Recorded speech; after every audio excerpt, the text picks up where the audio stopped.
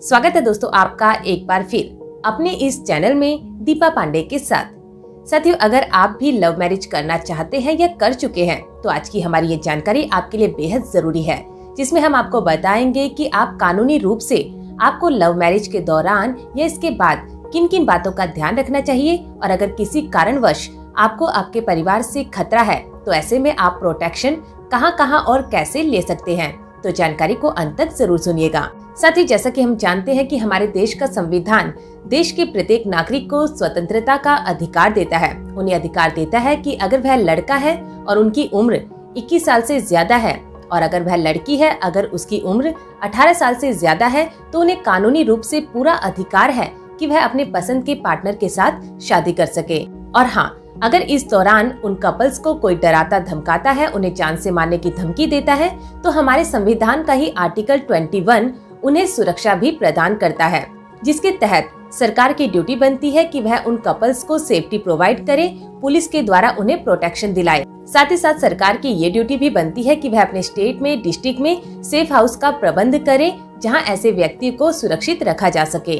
तो चलिए अब स्टेप बाय स्टेप उन बातों को समझते हैं जो आपके लिए जरूरी है। तो साथियों, सबसे पहले तो आपको जिस बात का ध्यान रखना है वो ये है कि अगर आप किसी भी धर्म या जाति के हैं, आपको अपनी जो मैरिज है वो लीगली परफॉर्म करनी है। यानी सबसे पहले तो आपको अपने रिचुअल्स के अकॉर्डिंग अपनी मैरिज को परफॉर्म करना है, तभी वह लीगल मानी जाएगी। और ध्यान दीजिएगा कि आपने जिस भी पंडित से, संस्था से या जिस भी जगह से मैरिज करवाई है, वहाँ से मैरिज का सर्टिफिकेट जरूर ले ले, जो उनके लेटर पैड पे होता है, जिसमें सिग्नेचर और स्टैंप दोनों होती है। साथ ही मैरिज के दौरान जो अपने रिचुअल्स आपने फॉलो किए हैं, फेरे लिए हैं, जयमाला पहनाई है, या कोई भी आपके अकॉर्डिंग जो आपने रिचुअल्स फॉलो किया है, उसकी फोटो भी खींच लें। आप इसकी वीडियो भी बना सकते हैं, जिसमें विटनेस भी मौजूद होते हैं। विटनेस आपका कोई भी हो सकता है, आपके रिश्तेदार भी हो सकते हैं, आपके दोस्त भी हो सकते हैं। और दूसरी इम्पोर्टेंट बात जिसका आपको ध्यान देना है कि जैसे ही आपकी मैरिज हो जाती है, आप तुरंत ही उसको रजिस्टर्ड करवा लें अपने तहसील में जाकर, या फिर मैरिज रजिस्ट्रार के पास जाकर उसको रजिस्टर करवा लें।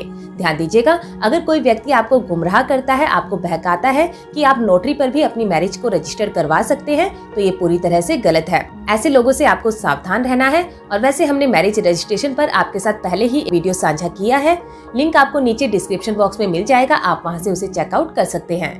और साथियों, तीसरी बात जिसका आपको बेहद ही ध्यान देना है वो ये है कि मैरिज करने के लिए जैसे ही आप दोनों घर से बाहर निकल जाते हैं, यानी घर छोड़कर चले जाते हैं, तो ऐसे में संभावना रहती है कि जो आपके परिवार वाले हैं वो पुलिस को इसकी सूचना देंगे। स्पेशली जो लड़की वाले होते हैं वो लड़के के खिलाफ किडनैपिंग या रेप की धाराओं के तहत मुकदमा भी दर्ज करवा सकते हैं। तो साथियों, ऐसी परिस्थितियों से बचने के लिए आपको चाहिए कि जैसे ही मैरिज रजिस्ट्रेशन का सर्टिफिकेट आपके हाथ में आ जाए, आप उस सर्टिफिकेट को अपनी फैमिली मेंबर्स को व्हाट्सएप जरूर कर दें, या कॉल करके उनको इन्फॉर्मेशन जरूर दे दें कि आपने अपनी मर्जी से अपनी शादी कर ली है। इसके अलावा आप एडवोकेट के थ्रू भी अपने फैमिली को नोटिस के द्वारा ये इन्फॉर्मेशन दे सकते हैं। और साथियों, अगर आपको लगता है कि आपकी मैरिज की खबर सुनकर आपके परिवार वाले आपको नुकसान पहुंचा सकते हैं, तो ऐसे में आपके पास आपके बचाव के दो रास्ते हैं। सबसे पहला रास्ता ये है कि आप एक एप्लीकेशन अपने डिस्ट्रिक्ट के एसपी के नाम लिखें, जिसमें आप ये बताएं कि आप बालिग हैं और आपने अपनी मर्जी से शादी कर ली है, जिसके प्रूफ को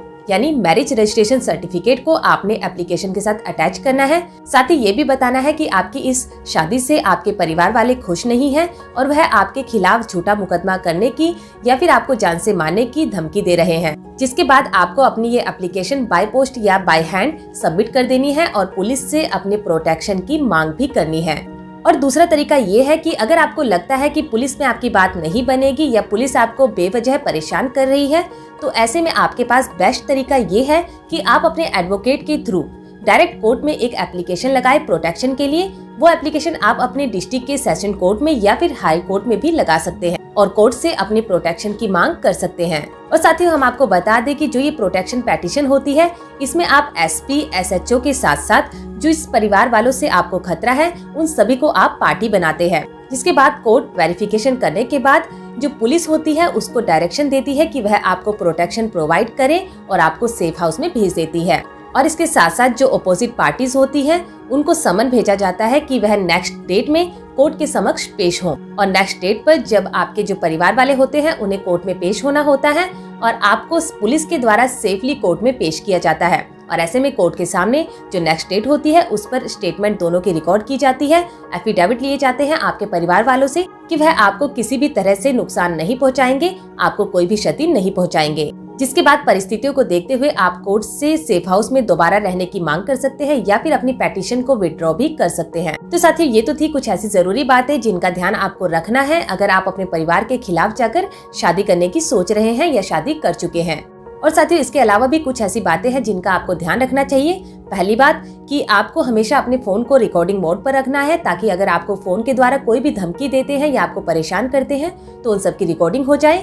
और अगर सामने से आपको कोई धमकी देता है या आपको किसी प्रकार से परेशान करता है तो उसकी भी आप रिकॉर्डिंग कर सकते हैं, ऑडियो या वीडियो किसी भी रूप में, ताकि वह आपका भविष्य में सपोर्टिव एविडेंस के रूप में काम आ सके। और दूसरी बात जो आपको ध्यान रखनी चाहिए वो ये है कि अगर आप ऐसा कोई फैसला लेने वाले हैं या ले चुके हैं तो आप किसी अनजान व्यक्ति पर भरोसा करने की बजाय किसी विश्वासमंद एडवोकेट के संपर्क में रहें, जिससे आप जरूरत पड़ने पर कानूनी गाइडलाइंस ले सकते हैं। और तीसरी बात जिसका आपको ध्यान देना है वो ये है कि इतना बड़ा डिसीजन लेने से पहले आपको एक बार ये जरूर देख लेना है कि घर से निकलने के बाद आपकी इनकम का सोर्स क्या है, क्योंकि घर से निकलते ही जब आप अपने परिवार वालों से दूर जाते हैं तो आपको आप दोनों के साथ साथ पैसों की भी जरूरत पड़ेगी। इस बात का भी ध्यान रखिएगा ऐसा कदम उठाने से पहले। तो उम्मीद है साथियों आज की हमारी ये जानकारी आपको समझ आई होगी और आपके काम भी जरूर आएगी।